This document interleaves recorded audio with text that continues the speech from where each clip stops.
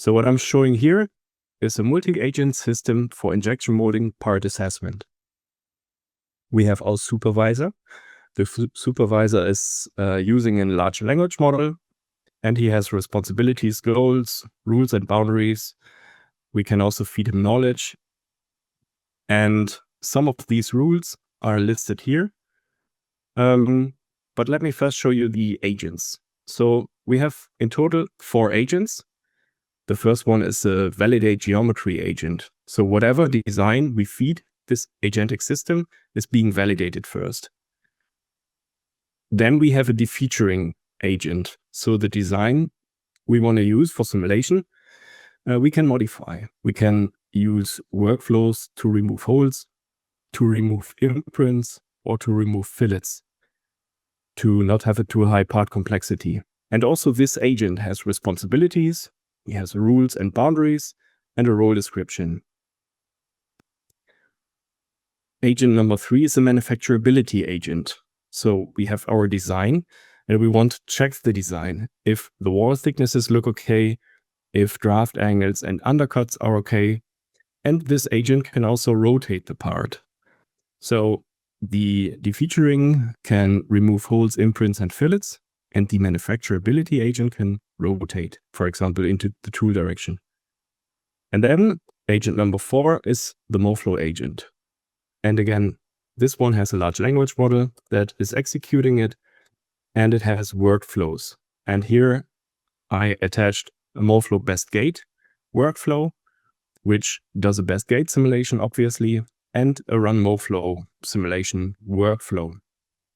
And all the knowledge, how the workflows behave, what is their input and output, is stored inside the agent. So what do we need to define as rules and boundaries? For example, for this multi-agent system, we tell the supervisor to always validate the CAD geometry first before doing any other step. That's just for checking if everything is okay, basically a health check.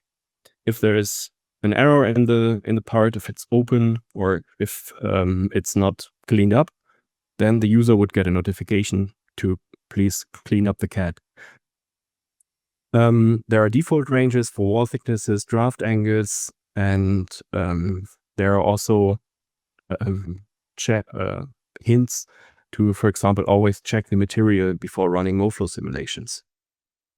So this is the multi-agent system, and inside these agents are rule-based workflows. For example, this is a rule-based workflow to run a Moldflow simulation.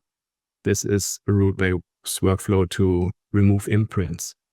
So how does this look like when it's used?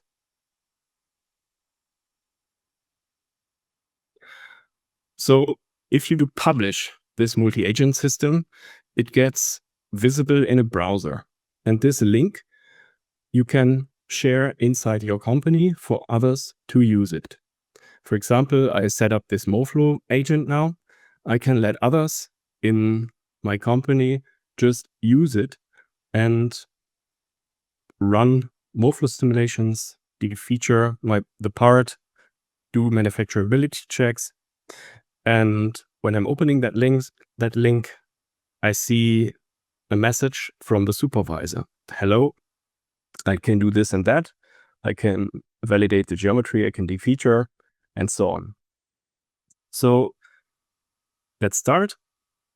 We need to upload the geometry, and we tell it to first check the wall thicknesses. So I told you before that there is a rule to always validate the geometry first. And what you see here is that the supervisor is interacting with the agents. So first, the geometry is being validated, and then afterwards, the wall thicknesses are checked. The supervisor is asking the user for a custom thickness range and hands it over to the manufacturability agent. The manufacturability agent runs the workflow to check wall thicknesses, and the supervisor communicates the result to the user. what we see here is that we still have imprints and we want to remove them. So can you remove the imprints automatically? Again, the supervisor is talking to the defeature agent, and the defeature agent is running the workflow to remove the imprints. That takes a minute, so I'm fast forwarding here. Here are the results. There are 300 deleted surfaces, so that looks good. So in next step, we're going to check the draft angles. And I don't need any knowledge about any CAD tool. I can just chat and tell the supervisor what should be done, and the agents handle it.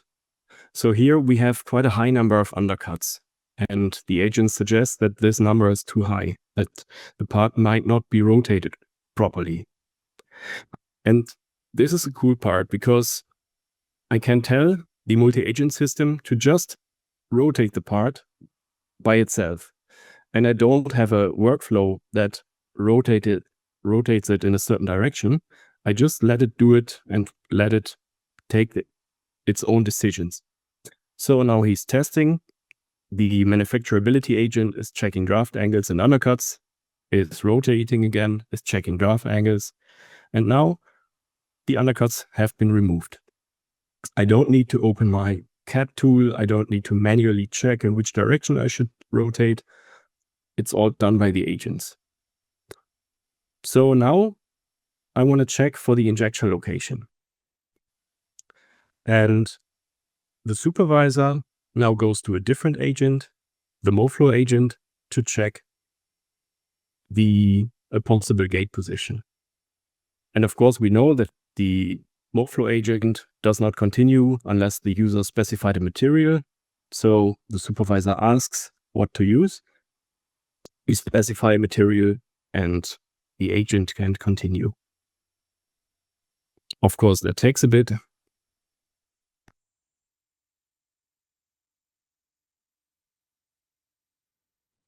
And afterwards, we get the results presented by the supervisor. We get a gate position. We get some images that we can analyze. But we are not stuck to that result. So if we see this is relatively close to the edge there. So let's give the system slightly different gate position to run a Moldflow simulation. So we move the gate 30 millimeters in -x direction and run Moldflow on this. Again, that takes a bit, but if you're the user, you can just close the browser, open it later. You can do something else in between. You can get a coffee, you can do whatever, and you get a notification when the agent is finished. I fast forwarded here, and there go the Moldflow results. I can download a log file, I can download an MLFR file, and in the end, I already have a validated part with a validated injection or a proper injection location. I already know quite a lot of things about this part. And for example, if this part goes from a design department into a Moldflow department, it already has quite some checkboxes filled, and the workload of the Moldflow user or the Moldflow expert is much less. So this is how agentic systems work. I can just chat with them. I can tell them what to do.